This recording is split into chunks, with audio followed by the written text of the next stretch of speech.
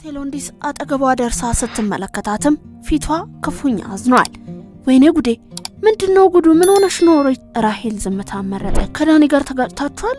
ሪች ፕሊዝ። አይ ኖ አይደለም ሴሎ። እና ምንድነው? እሺ አታልቅሺ በመቤቴ። እቤት ከመሲ ጋር ተነጋግራችሁ ነው? አዎ ሴሎ ከቤት አባረረች። እንዴት ማለት? አስነ የለም እንዴ? ፊልድ ነው ያለው። ቢኖርም መጥ አይጠቅመኝ የሱም ሐሳብ ስለሆነ ማለት ነው። ማለት እሷስ እሺ እሷ አባትሽ ሆኖ ታያቸው ባክሽ። ሁለቱም አንድ ናቸው ሴሎ። ድሮም ባልና ሚስት። አሁን ፍሪ ከሆንሽ ቤት እንፈልግ ፕሊስ ሴሎ። አትቸኩይ። ቆይ ሪች ነይ ቤት እንሂድና ተረጋግተሽ ከዛ መፍትሄ እንፈልጋለን እሺ። ይህንንም ተባብለው ተያይዘው ወደ ቤት ሄዱ። እቤት ገብተውም የሴሎንዲስን ቤተሰቦች ሰላም አለቻቸውና ይጨዋወቱ ጀመር። እራትም አቀረበችላቸውና በልተው እንደጨረሱ የሴሎንዲስ እናት ሴሎዬ ነይ እስቲ በይ የምትቀይረውንም ልብስ ስጫት፣ ጨራርሽና ተኙ በቃ እኛ ምንተኛ። አባቷ ቄስ ካሳ በሉ ልጆችዬ ደህና አደሩ። እሺ አባ ሰላም እደሩ። ሴሎንዲስም ለራሄል ቢጃማ ሰጠቻትና ቀይራ እስከምትመጣ ሳሎን ውስጥ ፍራሽ ማነጣጠፍ ጀመረች። ሁሉም ከተኙ በኋላም ራሄል ከጎኗ ጋደም ብላ ስልኳን እየነካካች ሴሎንዲስ ቁጭ ብላ ሻሿን እያሰረች ሳለ ሴሎንዲስ እንዲህ አለቻት፣ እና አሁን ምን እያሰብሽ ነው? ቆይ ሪች እኔማ ምን አስባለሁ ብለሽ ነው ሴሎ? ቤት ፈልጌ ቤት ይዛለሁ በቃ ምንም አማራጭ የለኝም። ኖ ከዛ የተሻለ ሐሳብ ነው ያልኩሽ። ይሄማ ምንም አማራጭ ከሌለ የምንወስነው። አሁንም ከሱ የተሻለ ምንም አማራጭ የለኝም እኮ ከዳጊ ጋርም ያንን ያወራ ነው። ኦኬ እሱ ምን አለ? ቆይሽ ማለት አሁን ማየት ያለብሽ እኮ ቤት መከራየቱን ምናምን አይደለም፣ ጊዜያዊ ነገር ላይ ትኩረት አታድርጊ ሪች። አይ እንደሱ ሳይሆን እኮ ሴሎ ኪራዩን እኔ ከፍልልሻለሁ ብሎኛል። ለጊዜው የምትቆይበትን ተቸገሪ እንጂ ችግር የለውም ነው ያለኝ። እንደውም እኮ እኔ ጋር ሆኜ ሁሉ ብሎኝ ነበረ፣ ግን ቀን ስራ ስለሚውል ብቻዬን ደበረኝ። ለሱስ ችግር የለውም እዚህ መቆየት ትችያለሽ፣ እንደውም የመመለስ ፕሮባቢሊቲ ካለሽ ብዬ ነው እንጂ ለማንኛውም ግን የምትወስኚውን ማንኛውም ውሳኔ ከልብሽ እያሰብሽ ርቺ። ነገሮች ከባድ ናቸው፣ በተለይ ለኛ ለሴቶች።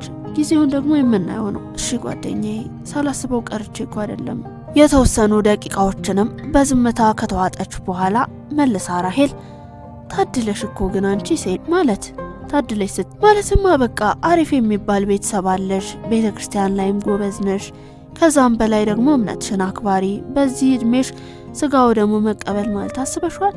በትምህርትሽም እንደዛው። ብቻ በአጠቃላይ የሚያስቀና ላይፍ ነው ያለሽ። ወይ አንቺ እና ይሄንን ሁሉ አንቺስ ማድረግ አትችይም እንዴ ሪች? ተይኝ እስቲ።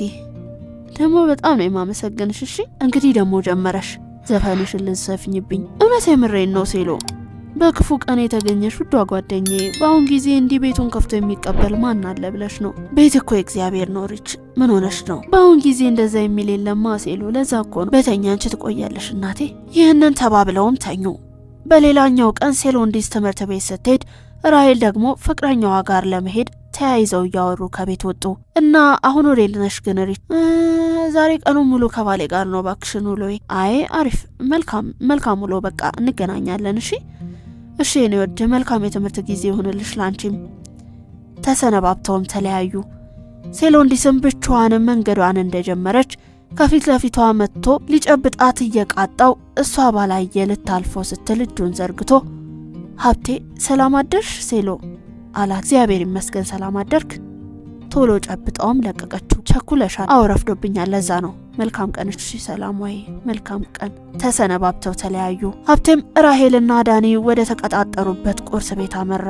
ሰላምታ ተለዋውጠውም ተቀመጡ። ሪች ከየት ተከሰትሽ ዛሬ ባክሽ? እንደው እንዴት ሆንሽ እንኳን የለ። ቅርርባችን ግን ይሄ ነው ማለት አልገባኝ። ተወስቲ ትዝብት ነው ትርፉ።